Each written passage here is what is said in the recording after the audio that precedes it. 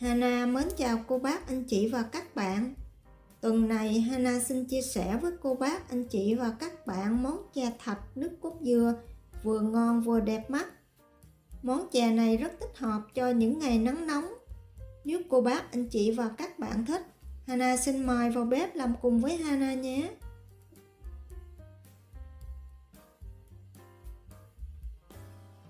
Trước tiên mình sẽ đi nấu phần đậu xanh.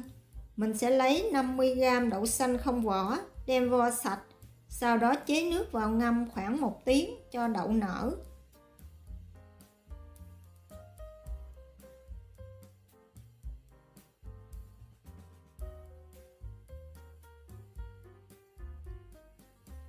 Sau 1 tiếng thì mình sẽ đem đậu rửa thêm một lần nữa cho thật sạch và cho nước vào ngập đậu, đem nấu ở lửa vừa cho tới khi đậu sôi.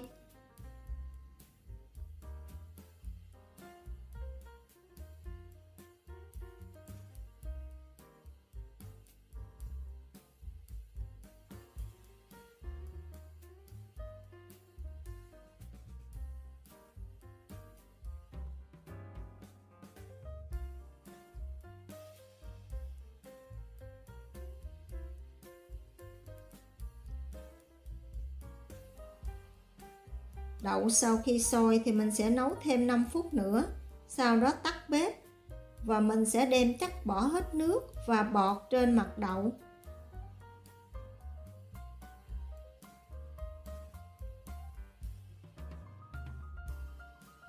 Tiếp tục cho son đậu trở lại bếp và mình sẽ đun ở lửa nhỏ thêm 5 phút nữa cho đậu mềm hoàn toàn.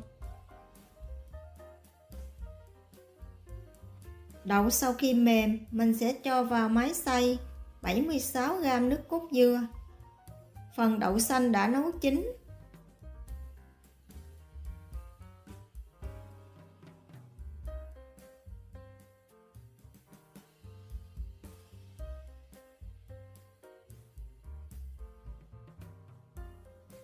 Hai muỗng canh đường cát và mình sẽ xay đậu cho thật là mịn.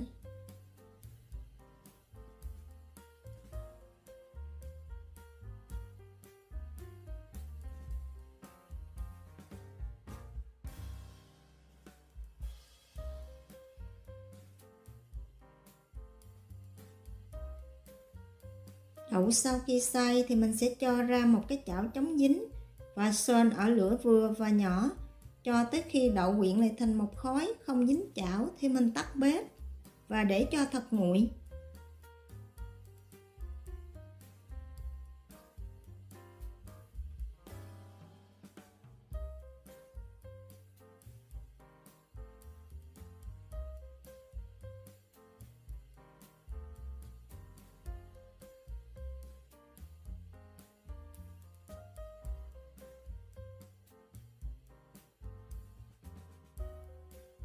Trong khi chờ phần đậu xanh nguội thì mình sẽ nấu phần rau câu sơn thủy ăn kèm. Hana sẽ ngâm 3g bột rau câu dẻo hoặc rau câu giòn với 200ml nước khoảng 15 phút cho rau câu nở. Sau 15 phút thì mình sẽ bắt son rau câu lên bếp khuấy đều, đậy nắp lại nấu ở lửa vừa cho tới khi rau câu sôi và tan hoàn toàn. Thêm vào son rau câu 2 muỗng canh đường cát khuấy đều và nấu cho đường tan thì mình tắt bếp.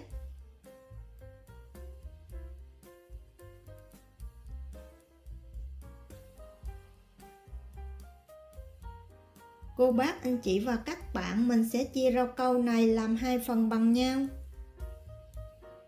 Một phần thì Hana cho vào 4 muỗng canh nước cốt dừa khuấy đều.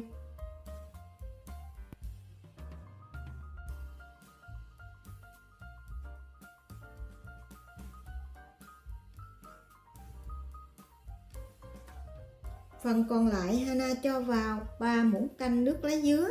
Mình cũng khuấy đều và để cho rau câu này khoảng 5 phút cho nguội bớt thì mình mới bắt đầu đổ rau câu, giúp cho rau câu không bị lem màu lại với nhau.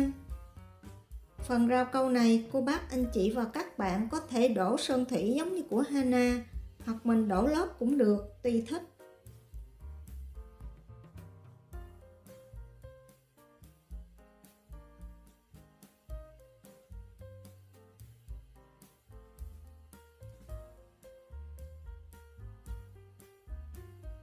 Rau câu sau khi đổ xong mình để cho thật nguội và mình cho vào tủ lạnh khoảng 1 tiếng hoặc cho tới khi rau câu đông đặc lại hoàn toàn. Đậu xanh sau khi để thật nguội thì mình sẽ chia viên. Với khuôn của Hana 5cm thì Hana chia viên đậu khoảng 10g. Cô bác anh chị và các bạn mình có thể chia lớn nhỏ tùy ý thích.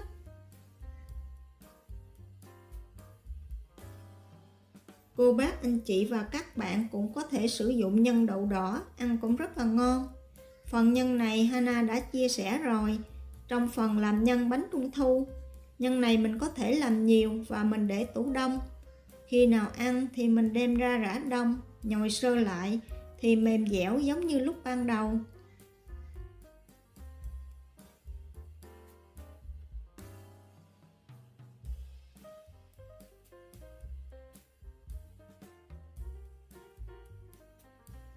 Sau khi chuẩn bị xong phần nhân thì mình sẽ nấu rau câu.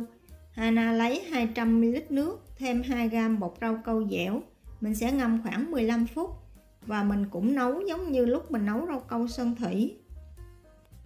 Phần rau câu này Hana sẽ sử dụng rau câu dẻo và sẽ nấu mềm hơn phần rau câu sơn thủy. Cô bác, anh chị và các bạn mình cũng có thể gộp hai công thức lại nấu chung một lần. Nếu mà mình không thích chia ra làm 2 lần giống như Hana làm. Sau khi rau câu sôi và tan hoàn toàn, mình cũng cho vào 2 muỗng canh đường cát và nấu cho đường tan thì mình tắt bếp.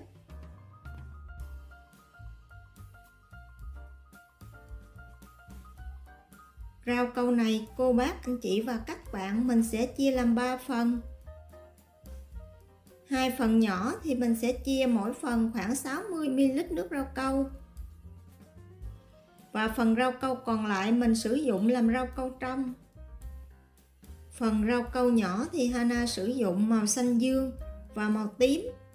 Mình sẽ cho vào mỗi phần khoảng 1 giọt màu. Nếu cô bác, anh chị và các bạn không thích, mình có thể sử dụng màu khác tùy ý.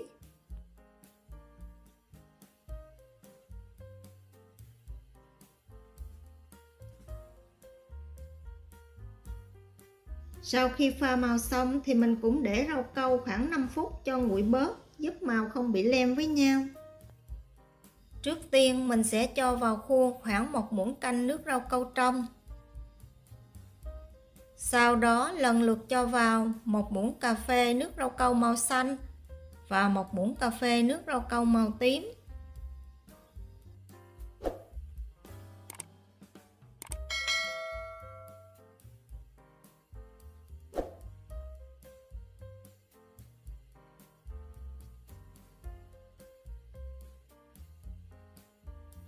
Mình sẽ sử dụng một cái muỗng nhỏ, khuấy nhẹ nhàng và vài vòng để tạo vân rau câu cho đẹp. Mình đừng có khuấy nhiều quá. Sau khi tạo vân xong thì mình tiếp tục để rau câu khoảng 5 phút. Cho bề mặt rau câu hơi sệt lại thì mình bắt đầu cho phần nhân lên trên và thêm phần rau câu trong vào cho đầy khuôn. Để thật nguội và cho vào tủ lạnh cho tới khi rau câu đông lại hoàn toàn.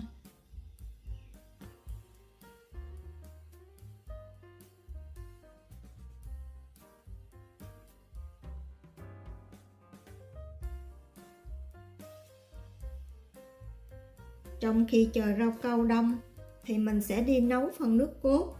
Mình sẽ đun sôi 200ml nước, thêm vào 150g đường cát, 1 cọng lá dứa nếu có, khuấy đều và nấu cho tới khi đường tan hoàn toàn.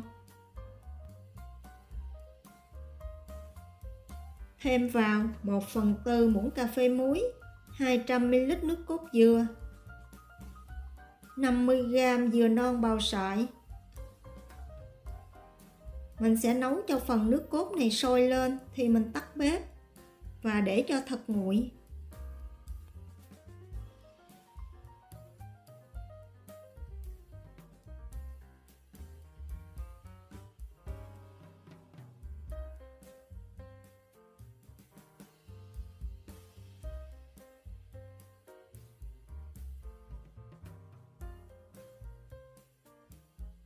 Để phần chè ăn được ngon và hấp dẫn hơn thì Hana sử dụng thêm phần bột bán.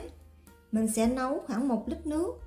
Sau khi nước sôi thì mình cho vào 100g bột bán khuấy đều và nấu thêm khoảng 10 phút cho tới khi bột bán trong hoàn toàn thì tắt bếp. Sau 10 phút thì mình sẽ tắt bếp và đậy nắp lại để thêm khoảng 5 phút nữa. Sau 5 phút thì mình sẽ đổ bột bán ra ngoài một cái rây hoặc một cái rổ có lỗ nhỏ, đem xả dưới vòi nước cho thật sạch chất bột bên ngoài và để cho ráo nước.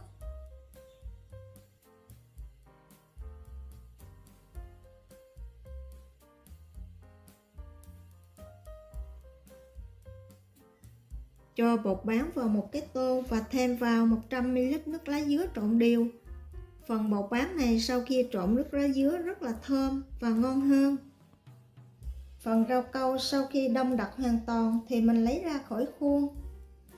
Phần rau câu này ăn kèm với nhân đậu bên trong rất là ngon và rất là lạ. Phần chè này tuy chuẩn bị nhiều nguyên liệu nhưng mình biết sắp xếp thời gian làm thì cũng rất là nhanh.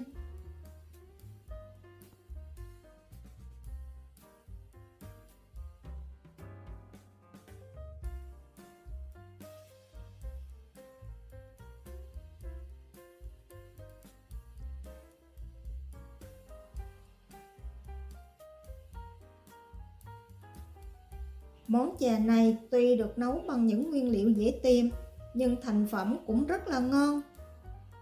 Phần nước cốt dừa béo béo, rau câu sơn thủy thì giòn giòn, dừa sợi thì dai dai sực sực, thêm phần bột bán thơm mùi lá dứa. Ăn kèm với phần rau câu có nhân đậu bên trong bùi bùi, tạo cho cô bác anh chị và các bạn một hương vị chè rất là độc đáo. Hana hy vọng cô bác anh chị và các bạn sẽ thích những gì Hana chia sẻ. Nếu cô bác anh chị và các bạn thích những gì Hana chia sẻ, nhớ đăng ký ủng hộ kênh của Hana nhé. Hana cảm ơn cô bác anh chị và các bạn rất nhiều. Hana kính chúc cô bác anh chị và các bạn nhiều sức khỏe, nhiều niềm vui và nhiều hạnh phúc. Hana xin chào tạm biệt và hẹn gặp lại lần sau.